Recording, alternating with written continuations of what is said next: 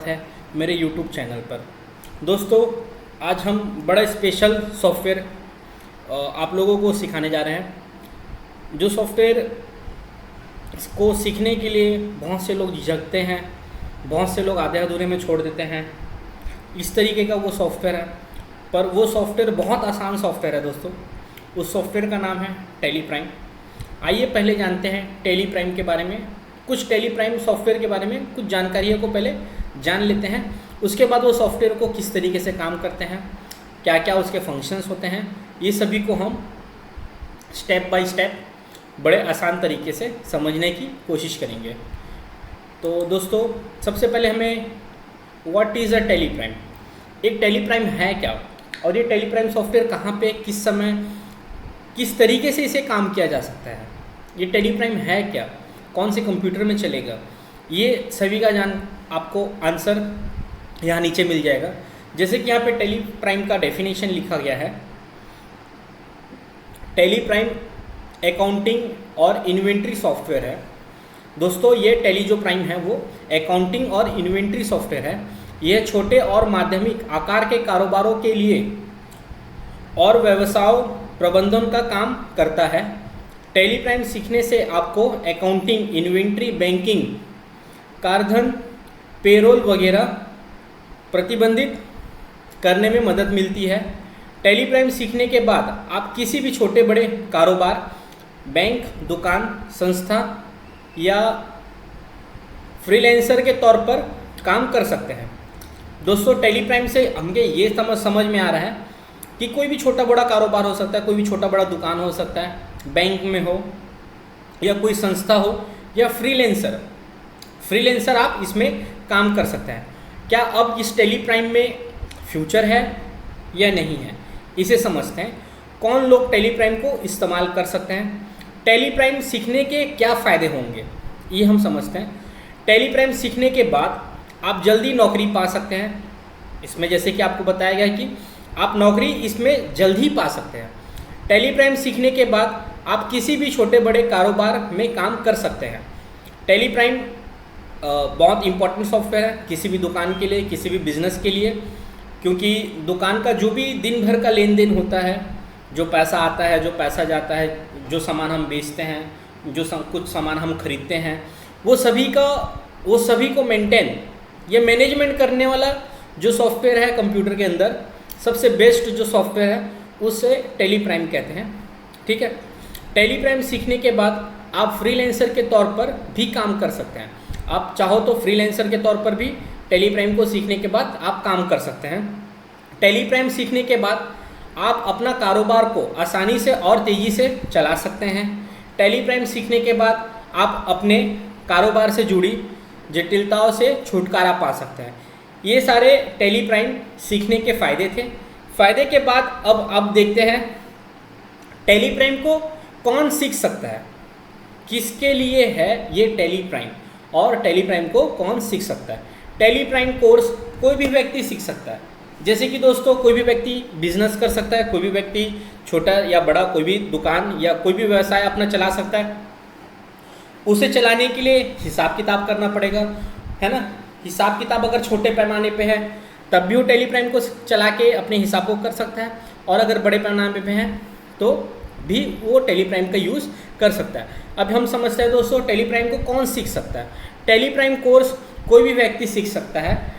Tally courses के लिए योग्यता माध्यमिक शिक्षा पूरी कर ली हो, यानी कि 10वीं या फिर 12वीं का कोई भी स्टूडेंट, या फिर अगर वो स्टूडेंट कॉमर्स स्ट्रीम से है तो उसे अधिक महत्व दिया जाता है।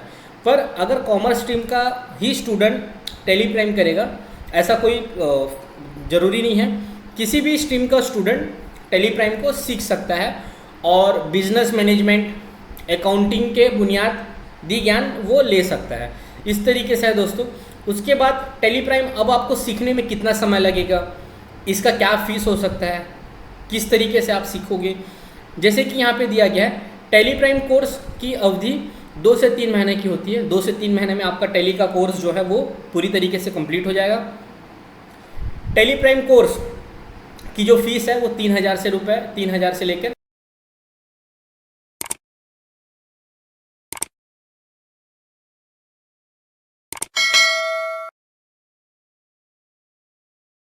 5,000 रुपये तक की हो सकती है, अकॉर्डिंग टू सेंटर के ऊपर है वो। टैली प्राइम कोर्स को आप ऑनलाइन भी कर सकते हो, चाहो तो आप ऑनलाइन भी कर सकते हो। टैली प्राइम कोर्स करने के लिए कंप्यूटर का बेसिक ज्ञान होना बहुत ही ज़्यादा जरूरी है ना। कौन से पीरियड में आपका बिजनेस चल रहा है और आज का क्या करंट डेट है, वो चीज़ आपको यहाँ पे दिखाई देगा। जस्ट उसके नीचे जिस भी कंपनी में आप काम कर रहे हो तो यहाँ पे उस कंपनी का नाम दिखाई देगा और उस कंपनी के अंदर आपने लास्ट में कौन सी एंट्री की है वो डेट यहाँ पे दिखाई देगा। राइट हैंड साइड में आप देखोगे यहाँ पे शॉर्टकट बार है। इस शॉर्टकट बार में आप F2 F3 फंक्शंस जो की होते हैं, आप चाहो तो उसे प्रेस करके भी आप डायरेक्ट अंदर जाके उसमें काम कर सकते हो, अन्यथा आप यहाँ से माउस क्लिक को भी करोगे तब भी ये काम करेगा। उसके बाद यहाँ पे मिड में आपको देखने मिलेगा गेटवे ऑफ टैली। जो गेटवे ऑफ टैली है दोस्तों, यही सबसे ज़्यादा इम्पॉर्टेंट है। गेटवे ऑफ टैली यहाँ पे इसका नाम इसलिए दिया गया है क्योंकि ये टैली के अंदर काम करने का आपका प्रवेश द्वार है। Gateway of tally, gateway of tally के अंदर अलग अलग ऑप्शंस दिए गए हैं, जैसे कि मास्टर्स के अंदर आपको क्रिएट मिल जाएगा, अल्टर मिल जाएगा। ये सब क्या है इसे हम आगे समझेंगे। ये सभी चीज़ को आगे बढ़ाने के लिए दोस्तों सबसे पहले आपको एक अपना कंपनी इसमें क्रिएट करना होता है। कंपनी क्रिएट करना होता है। कंपनी क्रिएट करने का वीडियो पहले से मेरे यूट्यूब चैनल पे डला डुलाया है, चाहो तो आप उसे भी नॉलेज के लिए देख सकते हो। अभी फ़िलहाल में मैं आपको एक बार और बता देता हूँ कि कंपनी का क्रिएशन कैसे करते हैं। जैसे कि कभी भी हम कोई भी एक दुकान ओपन करते हैं तो उस दुकान का नाम रखते हैं, उसी तरीके से टैली के अंदर भी जब आप काम करोगे तो वो आपका दुकान है, दुकान का सारा मैनेजमेंट आपका टैली करेगा, तो उस दुकान का भी आपको नाम रखना होगा। कंपनी मतलब आप दुकान का नाम भी आप या फिर किसी भी व्यवसाय का नाम आप इस तरीके से रख सकते हो। तो कंपनी का नाम आपको रखना है या फिर किसी दुकान का नाम रखना है तो उसके लिए ऑप्शंस आपके पास है F3। जैसे कि यहाँ पे F3 के आगे कंपनी लिखा हुआ है, आप चाहो तो फंक्शंस की F3 को भी प्रेस कर सकते हो या फिर F3 के कंपनी के ऊपर जाके आप माउस से भी एक बार क्लिक करोगे। जैसे ही क्लिक करोगे यहाँ पे लिस्ट ऑफ कंपनी आपको यहाँ पे दिखाई देगा। लिस्ट ऑफ कंपनी दिखाई दे रहा है। यहाँ पे भी फिलहाल में एक ही कंपनी मेरा बना बनाया है। मैं अगर और कंपनी बनाना चाहता हूँ तो मुझे कौन से ऑप्शन पे जाना है। किसी कंपनी को मुझे सुधारना है तो मैं क्या करूँगा, किसी कंपनी को मुझे बंद करना है, किसी कंपनी को मुझे सिलेक्ट करना है तो मैं क्या करूँगा। तो यहाँ पे आपके पास दोस्तों 4 ऑप्शंस हैं। लिस्ट ऑफ कंपनी दिखा रहा है। लिस्ट ऑफ कंपनी के अंदर आपके पास सिर्फ अभी फ़िलहाल में एक कंपनी है। आप अगर नया कंपनी बनाना चाहते हो या पुराने कंपनी में चेंजेस करना चाहते हो या किसी कंपनी को सिलेक्ट करना चाहते हो या किसी कंपनी को बंद करना चाहते हो तो आपके पास कौन कौन से ऑप्शन हैं ये मैं बताता हूँ। जो सबसे पहला ऑप्शन है वो है आपका क्रिएट कंपनी। क्रिएट कंपनी का मतलब क्या होता है दोस्तों कि नया कंपनी बनाना। अगर आपको नया कंपनी बनाना है तो आप क्रिएट कंपनी के ऑप्शन पे क्लिक करोगे, उसके बाद जो भी फॉर्म आएगा उस फॉर्म को फिलअप करोगे, तब आप उस कंपनी को नया बना सकते हो। उसके बाद आता है दोस्तों यहाँ पे alter company. Alter company, alter मतलब यहाँ पे जो अल्टर है टैली के अंदर उसका मतलब होता है चेंजेस करना। मान लो कि आपने जो भी कंपनी बनाया है XYZ के नाम से कंपनी बनाया, अब थोड़ी देर बाद आपको लगता है कि कुछ करेक्शन करने थे, नाम के अंदर कुछ करेक्शन करना है या फिर और भी कुछ करेक्शन करना है, तो वो किसी भी प्रकार का करेक्शन करना है, करेक्शन है ना सुधार करना है। अगर आपको कोई भी किसी भी प्रकार का सुधार करना है कंपनी में तो आप अल्टर कंपनी के बटन पे क्लिक करके अपनी कंपनी को सिलेक्ट करने के बाद उसे आप चेंज कर सकते हो। अगर मान लो यहाँ पे बहुत सारी कंपनीज दिखाई दे रही हैं, किसी एक कंपनी को सिलेक्ट करना है तो आप यहाँ से सिलेक्ट कंपनी के बटन पे क्लिक करके उसे आप सिलेक्ट कर सकते हो। और उसके बाद यहाँ पे आखिरी में ऑप्शन मिलेगा शट कंपनी। शट कंपनी यानी कंपनी को बंद करना। बंद करने का मतलब परमानेंट बंद नहीं करना है, यहाँ पे टेम्परेरी बंद करना। जैसे कि मैंने बताया था यहाँ पे नेम ऑफ कंपनी में आपको हल्का हल्का दिखाई दे रहा होगा, हेमंत साहू नाम से एक कंपनी चालू है। इस कंपनी को अगर मुझे बंद करना है तो जिस तरीके से हम कंप्यूटर को बंद करते हैं शट डाउन करके, उसी तरीके से यहाँ पे भी आपके पास ऑप्शन है शट कंपनी का। जैसे आप शट कंपनी के बटन पे क्लिक करोगे आपका कंपनी ऑटोमेटिक बंद हो जाएगा। तो अभी फिलहाल में दोस्तों हम नया कंपनी बनाते हैं। नया कंपनी बनाने के लिए आपको 4 में से कौन से ऑप्शन को क्लिक करना है, क्रिएट कंपनी को क्लिक करना है। क्रिएट कंपनी के बटन पर जैसे आप क्लिक करोगे आपका नया कंपनी बनने का एक आपके पास फॉर्म आ जाएगा। जिस तरीके से आप किसी भी संस्था में जाते हो, कहीं पे भी जाते हो तो एडमिशन लेते होंगे या फिर वहाँ पे जब ज्वाइनिंग करते हो तो आपको एक फॉर्म दिया जाता है, उसी तरीके से टैली भी हमारे पास एक छोटा सा फॉर्म देता है। इस फॉर्म को हमें फुलफिल करना होता है।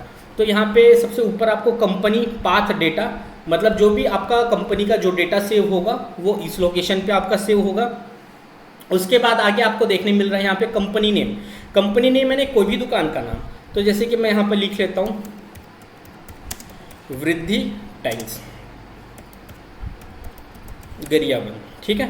उसके बाद मेलिंग नेम। मेलिंग नेम में अगर आप चाहो तो सेम नाम को भी रख सकते हो, अन्यथा आप इसमें इस दुकान को कौन चलाता है, जो भी व्यक्ति इस दुकान को चलाता है उस दुकान ओनर का आप नाम रख सकते हो। उसके बाद एंटर करोगे, फिर यहाँ पे आपको मिलेगा एड्रेस। एड्रेस लिख देना है आपको। एड्रेस लिखने के बाद आपको यहाँ पे स्टेट को सिलेक्ट करना है। स्टेट यानी राज्य, ठीक है। आप कौन से राज्य से हो, जिस भी राज्य से हो उस राज्य को आपको सिलेक्शन कर लेना है। सिलेक्शन करने के बाद कंट्री ऑटोमेटिक को सिलेक्शन हो जाएगा। उसके बाद यहाँ पे आपको पिन कोड पूछेगा, जो भी पिन कोड होगा वो पिन कोड को आपको एंटर करना है। फिर यहाँ पे टेलीफोन नंबर, मोबाइल नंबर जो भी होगा वो मोबाइल नंबर। फैक्स है, अगर आपके पास ईमेल आईडी है @gmail.com, इस तरीके से। वेबसाइट अगर आपके पास है तो और अच्छी बात है, www.com, इस तरीके से। फिर आगे आप बढ़ोगे, यहाँ पे आपको पूछेगा फाइनेंशियल ईयर बिगिनिंग फ्रॉम।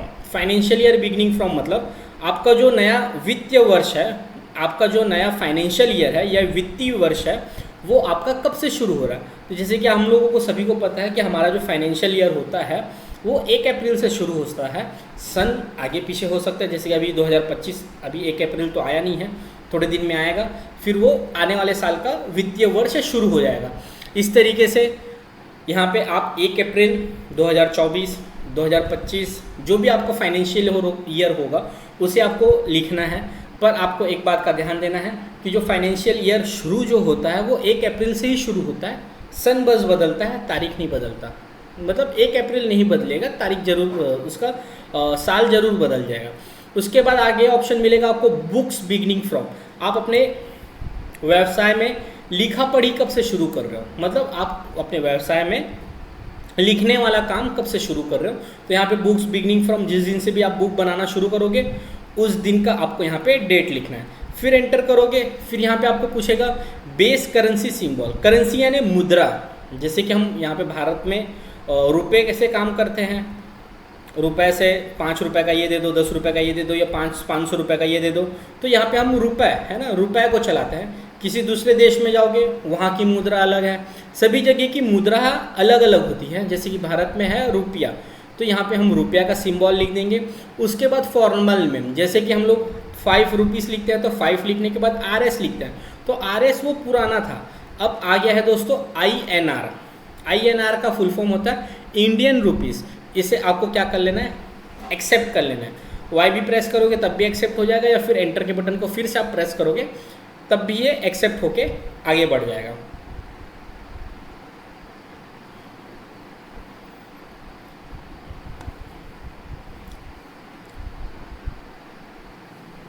जैसे ही आप एंटर के बटन को प्रेस करके आगे बढ़ते हो, आपका यहाँ पे मैसेज आएगा company created successfully. Company created successfully मतलब कंपनी आपका बन गया है। उसके बाद जो भी कंपनी का आपने नाम लिखा था वो कंपनी का नाम यहाँ पे शो करेगा। उसके बाद यहाँ पे आपके पास 3-4 ऑप्शन और आ जाएंगे। पहला ऑप्शन आएगा अकाउंटिंग का, दूसरा होता है इन्वेंट्री का, तीसरा होता है टैक्सेशन का। अब इसमें कौन से ऑप्शन को हमें यस करना है, कौन से ऑप्शन को नो करना है, इसे समझते हैं। तो यहाँ पे जो सबसे पहला ऑप्शन है वो है अकाउंटिंग।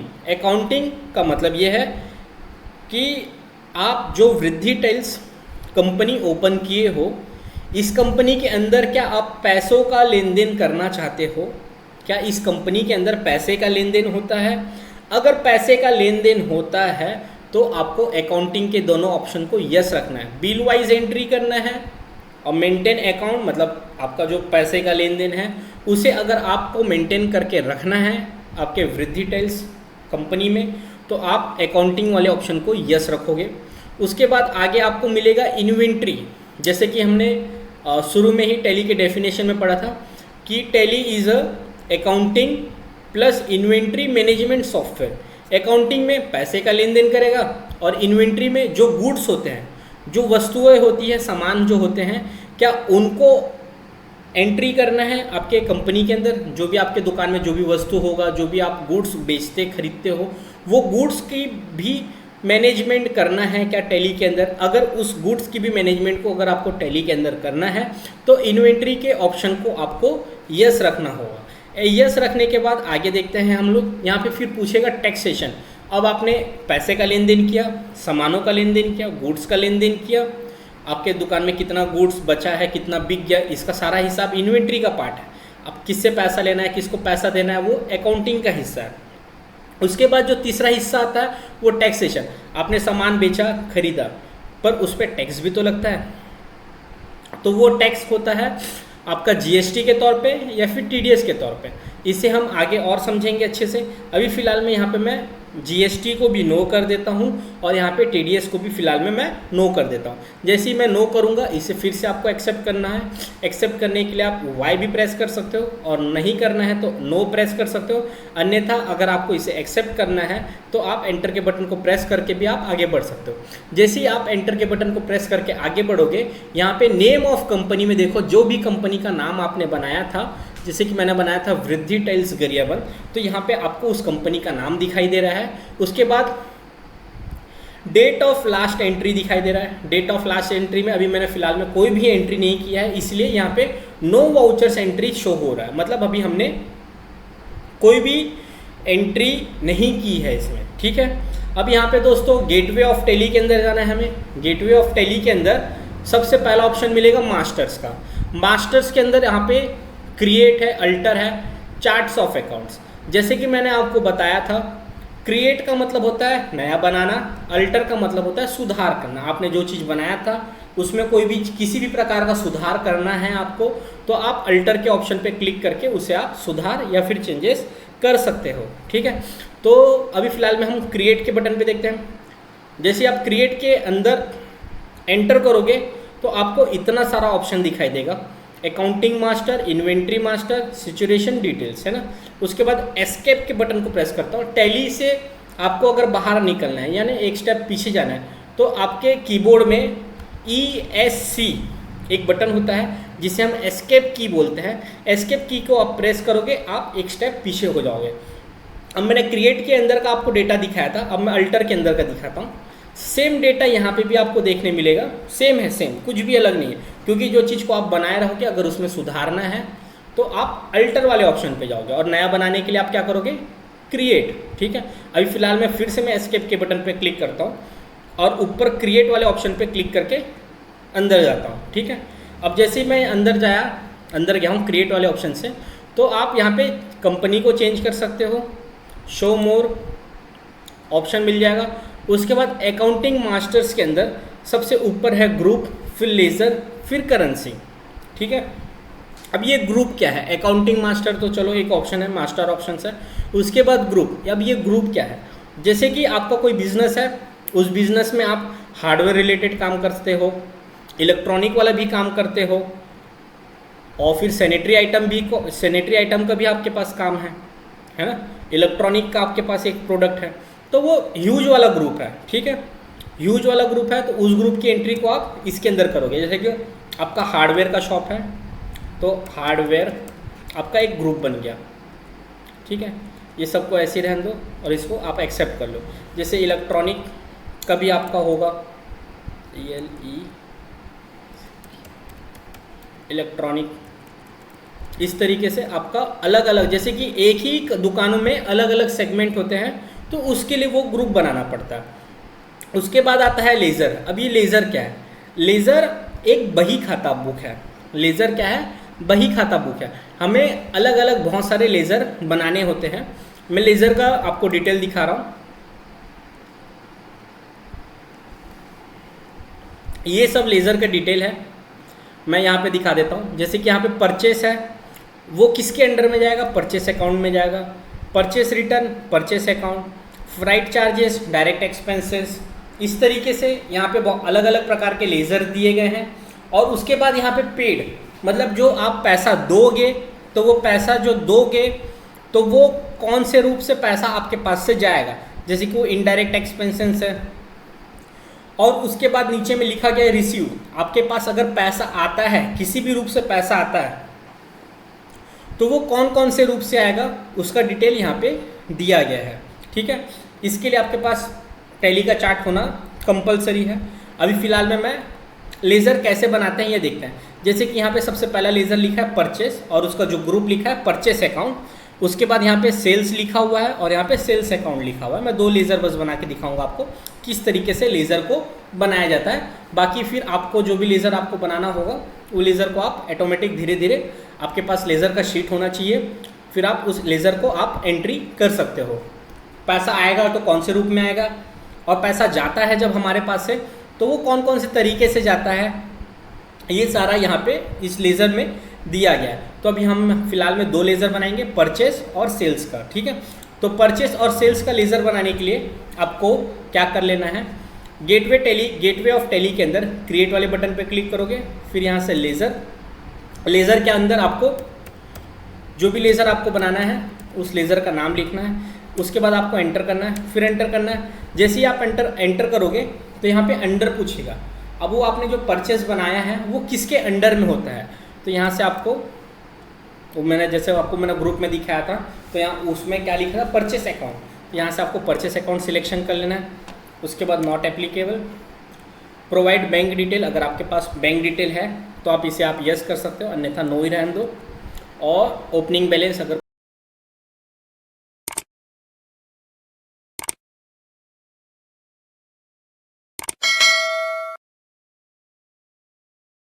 कोई बैलेंस है आपके पास, कोई अमाउंट रखा हुआ है ओपनिंग, तो उसे आप इसमें इंक्लूड कर सकते हो, अन्यथा आप इसे एक्सेप्ट करके सेव कर लो। सेम उसी तरीके से एक दूसरा एंट्री कर रहा हूँ मैं सेल्स का, एंटर, फिर यहाँ से अंडर पूछेगा वो।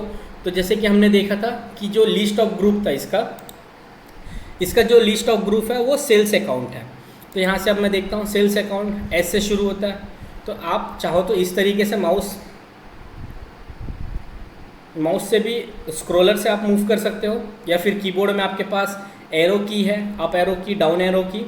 और जो सबसे आसान तरीका जो है, जैसे कि आपको पता है सेल्स एस से शुरू होता है, तो आप अपने कीबोर्ड में सेल्स लिख दो, यहाँ से सेल्स, अब डायरेक्ट सेल्स अकाउंट आ गया, एंटर करोगे, नॉट एप्लीकेबल, और इसे फिर से आपको एक्सेप्ट कर लेना। जैसे एक्सेप्ट करोगे आपके 2 लेज़र आपके पास बन के रेडी हो गए हैं। ठीक है, लेज़र क्या होता है दोस्तों, बही खाता मतलब बही खाता अक्सर करके दुकान वाले रखते हैं। और दुकान वाले क्यों रखते हैं, अपने दिन भर के हिसाब किताब को लिखने के लिए। ठीक है, जैसे कि आप अपने बैग के अंदर अलग अलग विषय का अलग अलग कॉपी ले जाते हो, है ना, एक ही कॉपी में लिखते हो तो क्या होता है, वो रफ कॉपी टाइप का हो जाता है। फिर किसी डेटा को अगर आपको ढूंढना है तो आपको बहुत ज़्यादा ढूंढना पड़ता है। तो इसी तरीके से दुकान वाले क्या करता है, अलग अलग लेज़र रखते हैं। लेज़र यानी बही खाता, एक बुक होता है लाल कलर का, डायरी होता है जिसमें वो दिन भर के हिसाब किताब को रखते हैं कि कितने का मैंने पैसा, कितने का सामान बेचा है, किसको बेचा है, किससे मुझे पैसा लेना है और किसको किसको मुझे पैसा देना है। तो वो अलग अलग कॉपी में लिखते हैं। तो उसी तरीके से यहाँ पे लेज़र भी हम अलग अलग बनाते हैं। एस्केप करके मैं पीछे निकल रहा हूँ वापस से। उसके बाद करेंसी को आपको कुछ नहीं करना है, क्योंकि हम इंडिया में ही अगर काम कर रहे हैं तो आपको करेंसी को छेड़ने से कोई मतलब नहीं है। अगर आप चाहो तो नया करेंसी बना सकते हो, डॉलर वगैरह बना सकते हो, अगर वो आपके काम का है तो। ठीक है, फिर वाउचर टाइप्स रहने दो वैसे ही। फिर उसके बाद इन्वेंट्री मास्टर्स के अंदर आप यहाँ पे देखोगे स्टॉक ग्रुप है, stock category, stock item, unit और गोडाउन। अब यहाँ पे ये सभी ऑप्शंस कैसे कैसे हैं, क्या क्या इसके यूजेस हैं, ये मैं आपको समझाता हूँ। जैसे कि स्टॉक ग्रुप था, stock item, stock category, unit और लोकेशन। ठीक है, तो यहाँ पे स्टॉक ग्रुप, कैटेगरी, आइटम, चौथा है यूनिट और पांचवा है लोकेशन। यूनिट, पहले यूनिट को समझते हैं, नीचे से चलते हैं। सबसे पहला अगर इसमें हम देखेंगे तो गोडाउन है। जैसे कि कई बार कई लोगों का व्यापार जो होता है वो एक से अधिक जगह पे होता है, तो वो उनको स्टॉक्स मेंटेन करने में तकलीफ़ें आ सकती है। कैसे तकलीफ़ आएगी, जैसे कि आपने अगर उनके पास 2 गोडाउन है और सारा एंट्री सिंगल गोडाउन के नाम से कर दिया आपने, तो आपको ये नहीं पता चलेगा कि आपका जो सामान है, जो गुड्स है, वो कौन से वाले गोडाउन में है। इसलिए आपको अलग अलग गोडाउन यहाँ पे बनाने पड़ते हैं। गोडाउन में बस आपको लोकेशन सिलेक्ट करना होता है। जैसे कि यहाँ पे गरियाबंद मैंने लिख दिया, एंटर करके एक्सेप्ट कर लेना है। उसके बाद मान लो एक गोडाउन मेरा रायपुर में है, तो यहाँ से मैं रायपुर करके इसे एक्सेप्ट कर लेता हूँ, ठीक है। उसके बाद एस्केप करता हूँ, फिर यूनिट आएगा। अब यूनिट क्या काम आता है, जैसे कि आपके पास जो भी गुड्स है, जो भी सामान आप खरीदते बेचते हो, तो उसका नापने का एक मापदंड बना होता है। जैसे कि कोई भी लिक्विड को नापना है आपको, तो उसे हम लीटर में खरीदते हैं। किसी सॉलिड चीज़ को लेना है या फिर कोई राशन सामान अगर आपको लेना है, तो या कोई अनाज आपको लेना है, तो हम उसे किलो में लेते हैं। जैसे कि आप मोबाइल वगैरह लेते हैं, तो उसको हम बॉक्सेस में लेते हैं। सबको नापने का अलग अलग तरीका है। जैसे कि आप मोबाइल दुकान में जाके ये नहीं बोलते हो कि भैया मुझे 2 लीटर मोबाइल लेना, ऐसे आप कोई भी नहीं बोलता है ना। आप वहाँ दुकान में जाओगे, भैया 1 पीस मुझे मोबाइल चाहिए, पीस में काम आता है, वो पीस में काम आएगा या फिर बॉक्सेस में होगा, है ना। इस तरीके से वो आपका नापने का एक मापदंड बना हुआ है। जैसे अगर आपको पानी लेना है, तो लिक्विड है, आपको पता है, वो लीटर में काउंट होगा।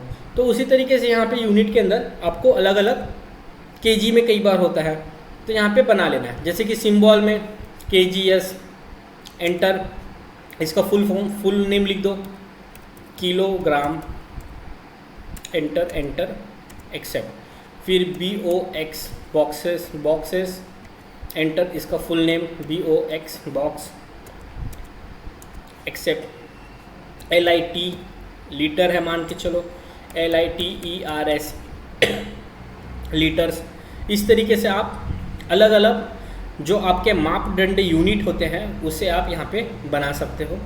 मापदंड यूनिट बनाने के बाद अब आपके पास स्टॉक ग्रुप, स्टॉक कैटेगरी और स्टॉक आइटम, टोटल 3 ऑप्शन बचते हैं। ये 3 ऑप्शन को हम समझते हैं।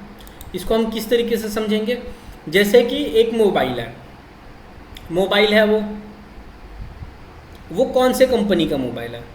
जो भी कंपनी का मोबाइल होगा वो किस में जाएगा।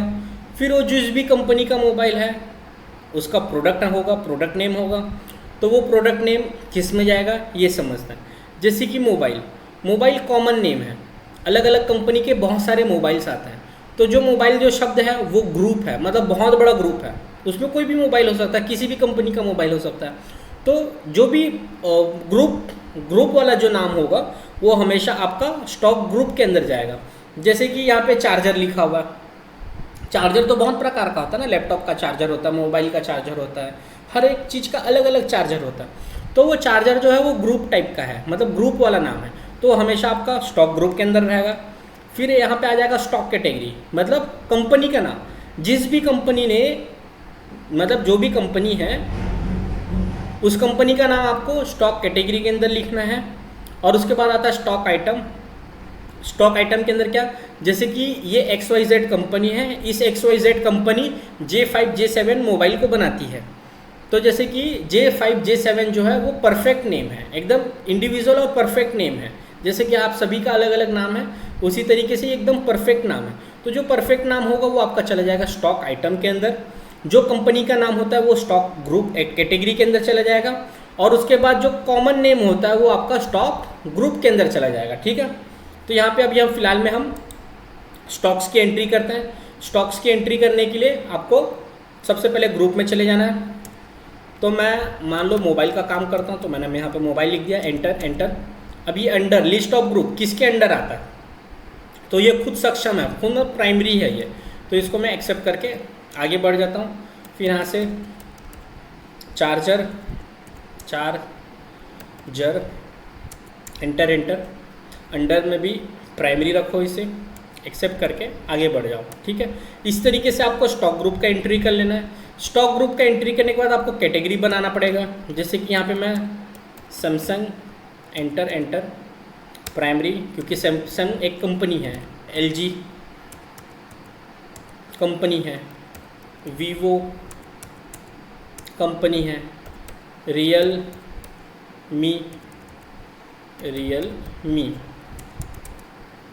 एक्सेप्ट करके इसे आगे कर लेना है। इसे आपको एक्सेप्ट कर लेना है। एक्सेप्ट करने के बाद अब मैंने बहुत सारा कंपनी का नाम बना लिया। मोबाइल चार्जर मैंने ग्रुप बना लिया है। उसके बाद आइटम, जैसे कि अब जो सैमसंग कंपनी है वो कौन सा मॉडल बनाती है, जैसे कि मेरे पास J5 J7 जो भी है, मान लो मेरे पास J5 मैं खरीद के लाया हूँ और मेरे पास 10 पीस अभी क्वांटिटी रखा हुआ है, तो उसका एंट्री पहले मुझे स्टॉक बनाना पड़ेगा कि मेरे पास इतना पीस का गुड्स या फिर मोबाइल अभी फ़िलहाल में रखा हुआ है। तो जो भी मोबाइल आपके पास होगा उस मोबाइल का नाम आपको लिखना है, कंपनी का नाम लिख दो याददाश्त के लिए, J7 सैमसंग, एंटर। अब ये J7 जो है वो एक मोबाइल है, तो क्या वो चार्जर है या मोबाइल है, इससे आपको सिलेक्शन कर लेना है।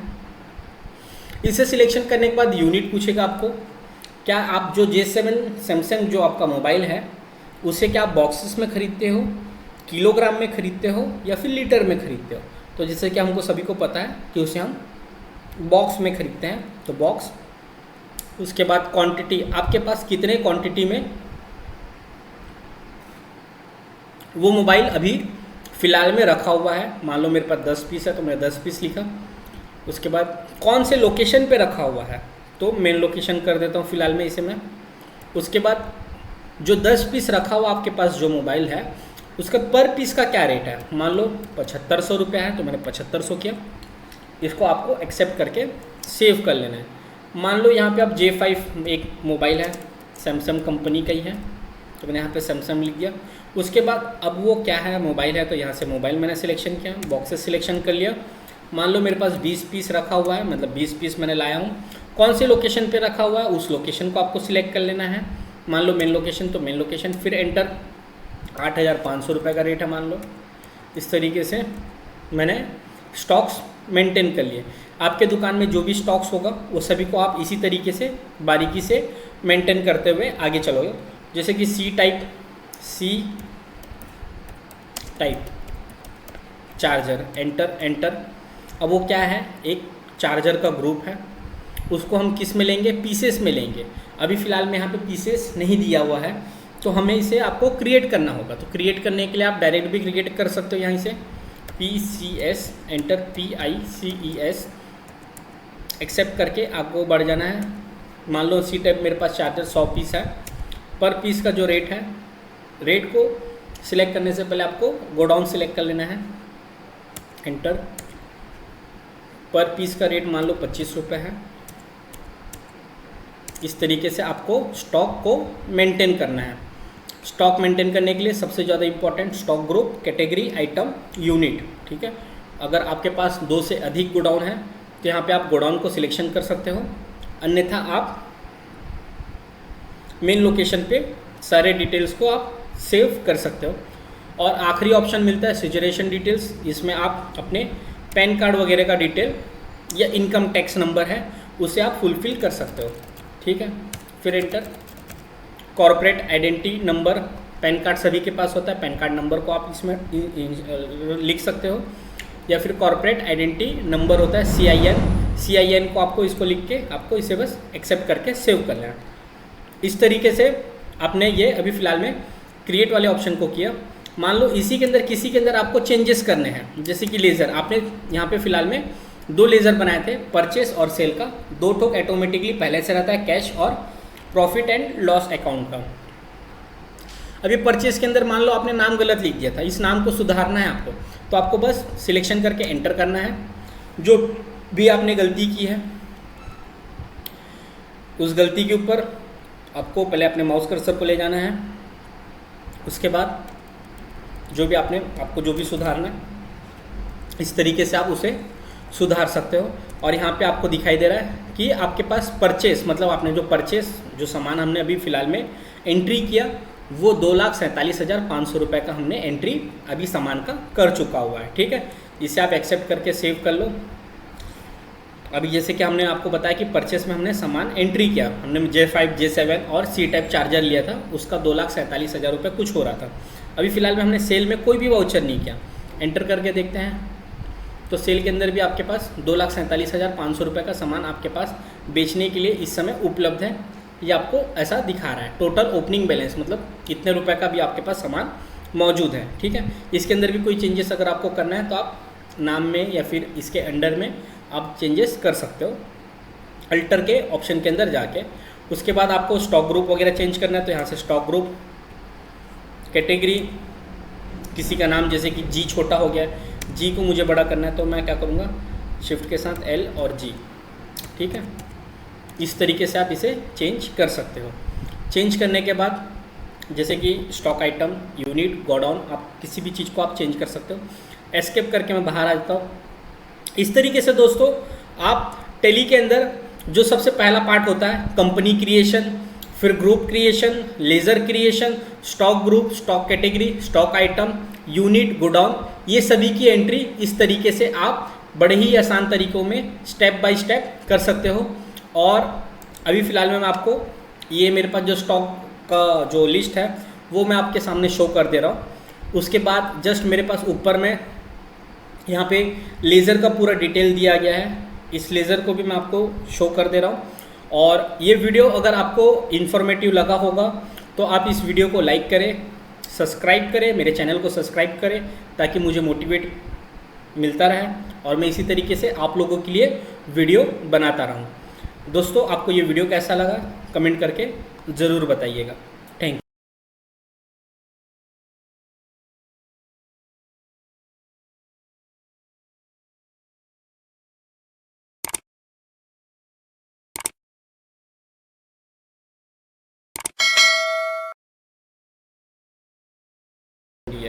बगैर बेसिक ज्ञान के आप टैली प्राइम को चला ही नहीं पाओगे, क्योंकि माउस मूव करना होता है, कीबोर्ड का कौन सा बटन है, ये सारे चीज़ों का आपको जानकारी होना बहुत ज़्यादा ज़रूरी है। लगभग एक बेसिक कंप्यूटर पहले आपको आना चाहिए, उसके बाद ही आप टैली को यूज़ कर सकते हो या फिर टैली को आप सीख सकते हो।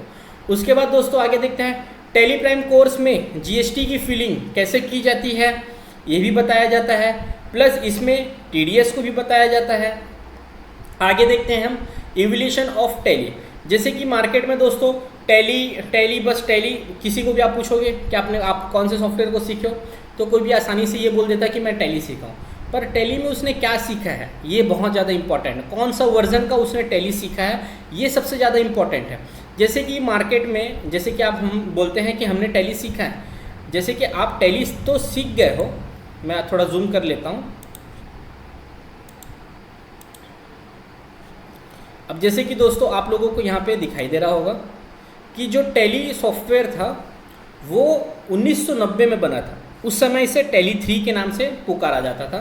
इस तरीके से इसमें कुछ अपग्रेड हुआ, 3.12, फिर टैली 4 आया, इस तरीके से 4.5, टैली 5, टैली 5.4, टैली 6.3, टैली 7.2 2005 में आया था, टैली 8.1 2006 में आया, 6 से लेके 6 में ही कुछ चेंजेस किया गया और टैली 9 का उसे नाम दिया गया। उसके बाद टैली ERP 9 आया जो कि 2009 में रिलीज़ हुआ था और 2009 से 2019 तक का टैली ERP 9 चला था।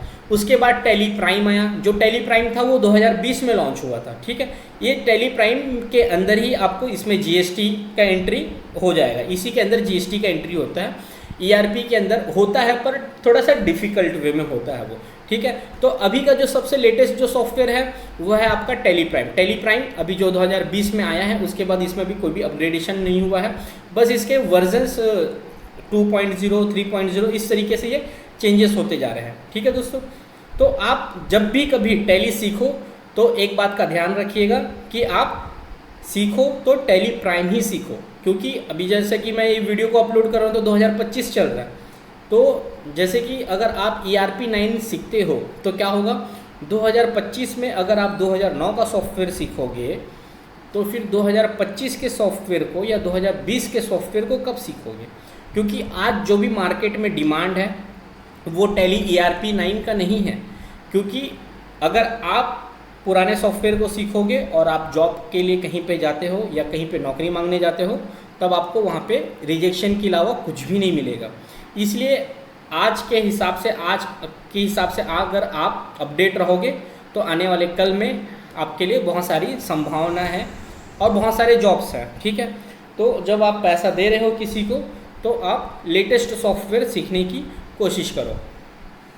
जैसे कि अभी तक का जो सबसे लेटेस्ट सॉफ्टवेयर है टैली में वो है टैली प्राइम, जो कि 2020 में आया था। और वो अब तक चल रहा है। ठीक है, इसको मैं जूम को कम कर लेता हूँ। जूम कम करने के बाद ये तो आपको पता चल गया कि टैली कब से कहाँ से शुरू हुआ था और अभी जो चल रहा है वो टैली प्राइम है। तो चलो दोस्तों, अब हम चलते हैं टैली प्राइम को ओपन करते हैं। अगर दोस्तों हमारा ये वीडियो आपको अच्छा लगता है तो इस वीडियो को शेयर करें, लाइक करें और कमेंट करना ना भूलें। ठीक है, कोई भी डाउट्स हो तो आप कमेंट करके भी पूछ सकते हो। कॉन्टैक्ट नंबर भी दिया गया है, उस कॉन्टैक्ट करके भी आप मेरे से सारे डाउट्स को क्लियर कर सकते हो। टैली प्राइम को स्टार्ट करने का दोस्तों 3-4 तरीका होता है। सबसे पहला जो तरीका है वो आप यहाँ से स्टार्ट के बटन पे क्लिक करो। उसके बाद जैसे कि आपको पता है टैली जो शुरू होता है वो टी से शुरू होता है। इसमें अल्फ़ाबेटिक्स नाम यहाँ पे दिए गए हैं। तो जैसे कि आपको पता है टैली टी से शुरू होता है, तो आपको टी वाले कॉलम पे जाना है। यहाँ से टी, ये आपका आ गया टैली प्राइम। ठीक है, ये सॉफ्टवेयर का नाम है। दूसरा जो तरीका होता है वो यहाँ से आप सर्च कर सकते हो। यहाँ पे आप सर्च कर सकते हो। यहाँ पे आप नाम लिखना है। जैसे ही आप नाम लिखोगे आपके जो सॉफ्टवेयर होगा वो आपको टॉप पे दिखाई दे देगा। तीसरा जो तरीका है, कई बार क्या होता है दोस्तों कि हमारा जो टैली प्राइम है उसका जो आइकॉन होता है वो डेस्कटॉप पे ही सेव होता है पहले से। आप चाहो तो उसे डबल क्लिक करके भी आप उसे ऑन कर सकते हो। और जो चौथा तरीका है, जब आप स्टार्ट के बटन पे क्लिक करते हो यहाँ पे छोटे छोटे आपको आइकॉन्स दिखाई देते हैं। कई बार इस आइकॉन के अंदर भी जो सॉफ्टवेयर आप यूज़ करना चाहते हो वो सॉफ्टवेयर का यहाँ पे लोगो दिखाई दिया जाता है। बस उस लोगो के ऊपर आप क्लिक करोगे और आपका जो भी सॉफ्टवेयर है वो ऑन हो जाएगा। तो अभी हम टैली प्राइम को ऑन करने का मैंने आपको 4-5 तरीका बताया। आपको जो भी तरीका सूटेबल लगता है आप उस तरीके से अपने टैली प्राइम को ओपन करो और उसमें आप आगे अपना काम कर सकते हो। अभी फ़िलहाल में मैं यहाँ से सर्च कर लेता हूँ।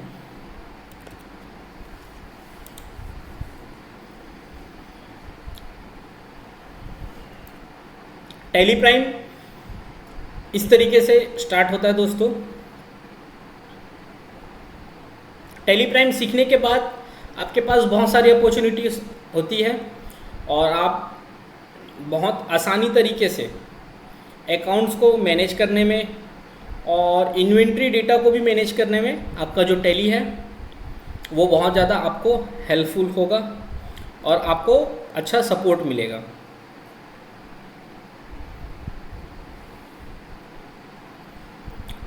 ये अभी हमारा टैली शुरू हो रहा है। टैली शुरू होते ही दोस्तों सबसे पहले ये लाइसेंस पूछता है। अब इसमें आपके पास 4 ऑप्शन है। 4 ऑप्शन, सबसे पहला ऑप्शन जो है continue in education mode. Continue in education mode में क्या होगा दोस्तों, सारे अंदर के ऑप्शन सेम है। बस कंटिन्यू इन एजुकेशन मोड में होता यह है कि आप इसे सीखने के लिए यूज़ कर रहे हो और इसमें डेट चेंज नहीं होता। टेम्पररी अगर आपको लाइसेंस चाहिए तो आप यूज़ लाइसेंस फ्रॉम नेटवर्क कर सकते हो। और उसके बाद रिएक्टिव और एक्टिव, आपको पहले नया लाइसेंस लेना होगा। ये नया लाइसेंस के लिए अगर आप नया लाइसेंस आप लेना चाहते हो तो एक्टिव न्यू लाइसेंस के बटन पे क्लिक करोगे।